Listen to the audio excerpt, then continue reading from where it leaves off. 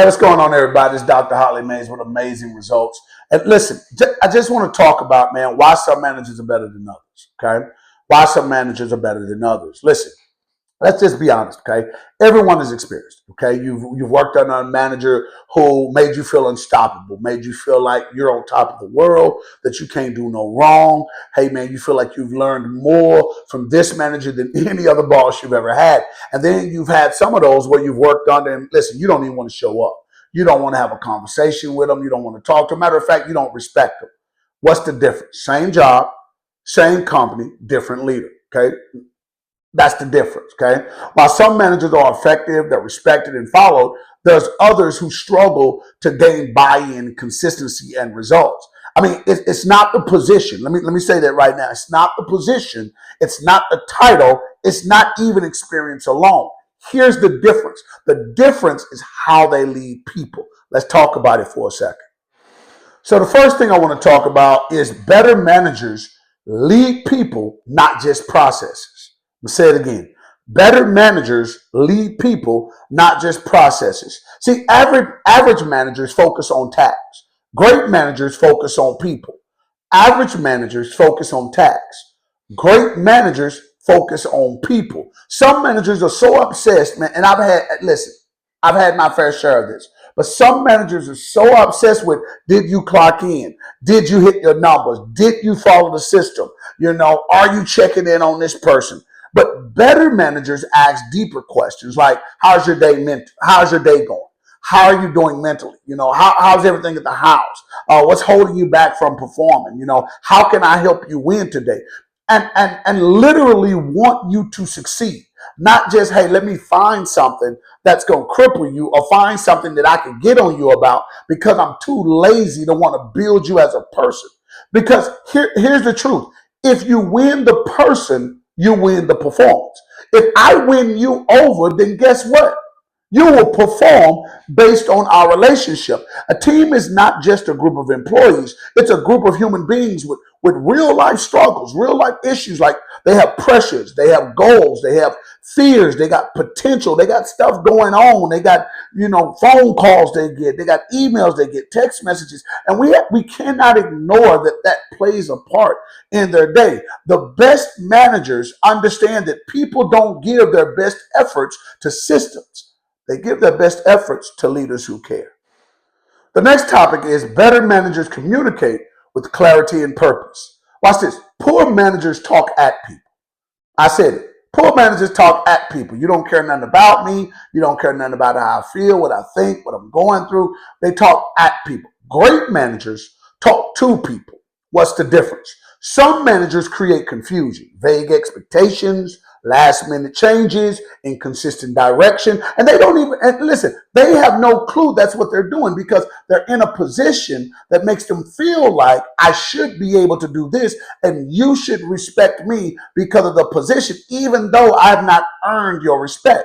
But watch what better managers do. Better managers are clear. Okay, they define what success looks like.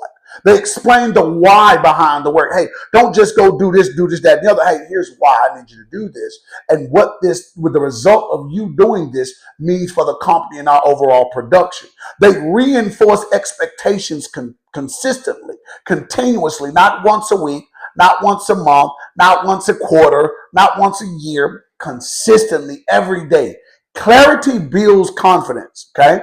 Clarity builds confidence. Confusion creates frustration. A great manager doesn't just give instructions, they create understanding. Next, we're going to talk about how better managers develop, not just direct. Better managers develop, not just direct. I talked a little bit about this in my leadership video as well. Please go take a look at it. Click the link below and you can watch that video. But I talked about how better managers develop other managers, okay? They don't just tell them what to do. Some managers, I'm going to be honest with you, they just want control. That's all they want. They want control. Better managers build capacity, okay? Weak manager, this is the thinking of a weak manager, okay? If I want it done right, I'll do it myself. Crazy way of thinking if you're a manager. Because strong managers, strong leaders say words like, if I want it done consistently, I'll train someone else to do it. Remember, As a manager, as a leader, you're only as strong as the people that you develop. You can't tell somebody or expect somebody to do something that you never trained them to do. Better managers invest in development, okay? Coaching instead of criticizing, teaching instead of just correcting, and building leaders instead of maintaining followers. Better managers want to duplicate themselves because they understand they cannot grow as a manager unless they have someone to fill their seat. Because here's the fact of the matter. Because they understand something is powerful. They understand something is powerful. When you reproduce who you are, that is the most powerful thing you can do when it comes to promotion, when it comes to growing the overall company, when it comes to resetting expectations and culture, okay? Because they understand something powerful. Your success as a manager is not measured by what you can do alone, but by what your team can do without you. If they can't perform without you, you're not a good manager. If they can't perform with you, you're not a good manager. And watch this, if they can't operate exactly like you, so no one knows the difference whether you're there or not, you're not a good manager. Next, we're going to talk about how better managers hold standards without killing morale. Better managers hold standards without killing morale. Here's where managers get it wrong. Check this out. They think being strong means being harsh. So I had this manager one time, and a great guy, man, all by all rights, but came in hot, so to speak. You know, telling people, hey, if you don't do this, we're gonna write you up. If you don't do this, and he was cursing and talking crazy and hanging up. Even had me thrown off a call one time because I'm sitting here engaging in a brand new team member because they didn't have a clue of what's going on. Some managers feel like being harsh or being critical or being judgmental or being in your face is the right approach when it's really not.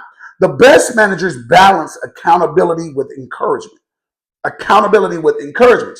Remind you, some managers only point out what's wrong.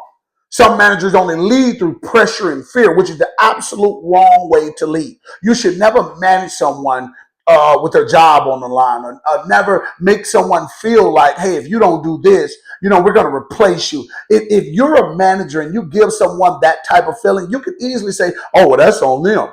You must be doing something wrong if you feel that way. That's not true, because I wouldn't feel that way if there's not something extrinsic that's making something intrinsic in me feel that way. All right? Some managers create environments people want to escape from. I just want to come to work. I want to go home. Nobody should be that eager to go home because you don't like your job. Let me tell you something. I worked in the gym business for over 20-something years. And let me tell you, just recently, it became a point to where I don't want to work out in the gym. Well, Holly, why you don't want to work out in the gym? Because as soon as I'm done working, I want to go home. I don't want no parts of this. I don't want to be in the environment. I don't want the text messages, the calls, none of those things. Okay? I just don't, because the environment and the culture that's been created is one to where I want to get away from. I should not have to take mental health days from my job. I might take mental health days because I'm dealing with something in my life, in my private life, but not because of my job. Better managers address issues directly, but respectfully. Better managers celebrate wins just as loudly as they correct mistakes. And better managers build a culture where people feel challenged and supported. They understand this. Watch this. Better managers understand this.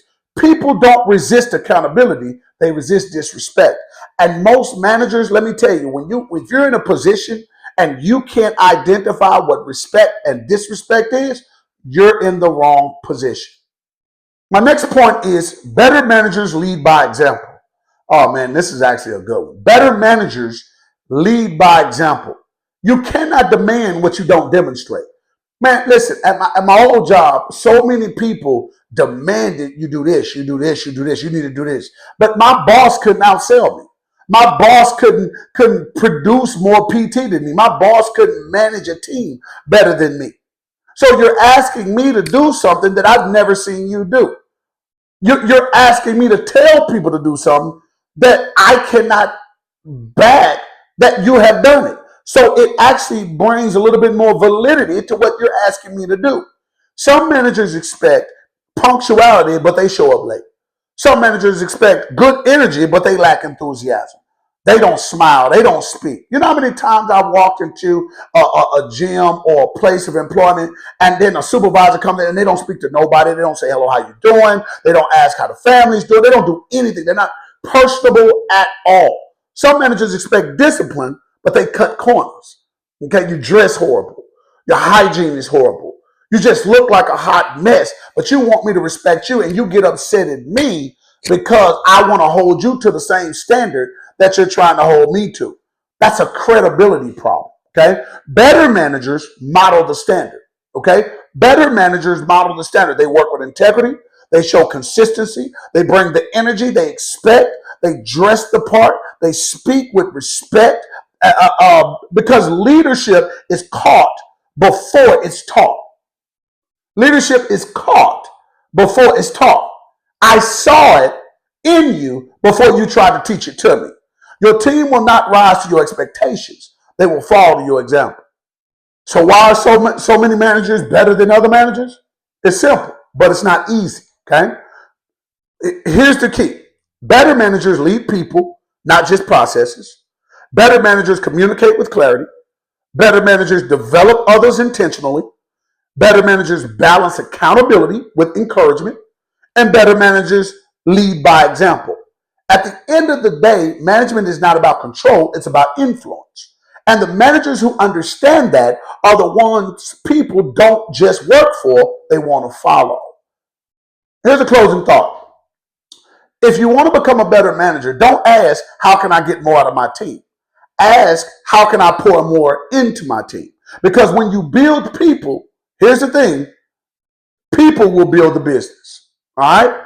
Hey, man, this is Dr. Holly Mays with Amazing Results, man. Pray this was helpful for you, man. Do me a favor, like, share, and subscribe to the channel on YouTube. Also, check us out on TikTok for more updates on how to be the best manager you can be in this fitness game. I'm out. Peace.